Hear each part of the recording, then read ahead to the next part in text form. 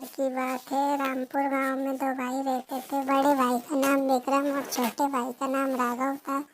विक्रम बहुत ही अमीर था, जबकि छोटा भाई राघव बहुत ही गरीब था। विक्रम अपने बड़े घर में अपने बीवी बच्चों के साथ रहता था। उसके पास खाने पीने की कोई कमी नहीं थी, जबकि राघव मेहनत करने के बावजूद दो समय की रोटी का ही जुगाड़ कर पाता था। वह अपने परिवार के साथ एक झोपड़ी में रहता।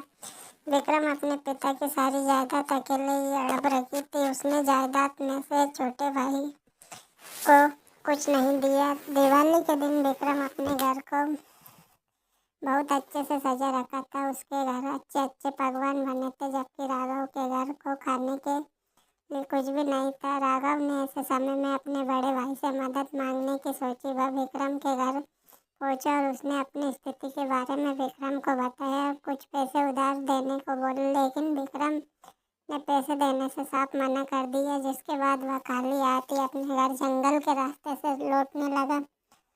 जंगल में राघव को एक बुढ़िया दिखी, जिसके पास लकड़ियों का गट्ठर था।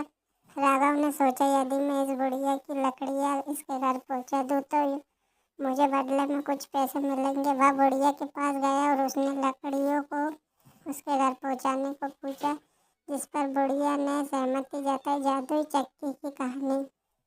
राघव ने अपनी स्थिति के बारे में बुढ़िया को बताया। लकड़ियाँ बुढ़िया के घर पहुंचाने के बाद बुढ़िया ने राघव को मिठाई का डिब्बा दिया और कहा कि तुम यह मिठाई जंगल में बने गुफा में रहने वाले बोनों को दे आओ। इसके बदले में तुम उनसे जादुई चक्की मांग लेना। राघव ने ऐसा ही किया और मिठाई बोने को देकर उसने जादुई चक्की ले आया। बोने ने चक्की देते हुए कहा कि तुम इससे जो मांगोगे वह मिल जाएगा। तुम्हें इस चक्की को रोकना हो तो इस पर लाल कपड़ा डाल देना। राघव खुशी खुशी वहाँ से चक्की अपने घर ले आया। अपनी बीवी को सारी बात बताई और उन्होंने चक्की को जमीन पर रखा और अनाज फल सब्जियाँ मांगी। कुछ ही समय में सब चक्की से निकलता गया उन्होंने, जिसके बाद भरपेट अच्छा खाना खाया। राघव अब अपनी चक्की में से निकलने वाले अनाज को मंडी ले जाकर बेचने लगा, जिससे वह कुछ ही समय में अमीर हो गया। उन्होंने नया घर भी बना लिया। जब यह बात विक्रम को पता लगी तो उसने सोचा, जब छोटा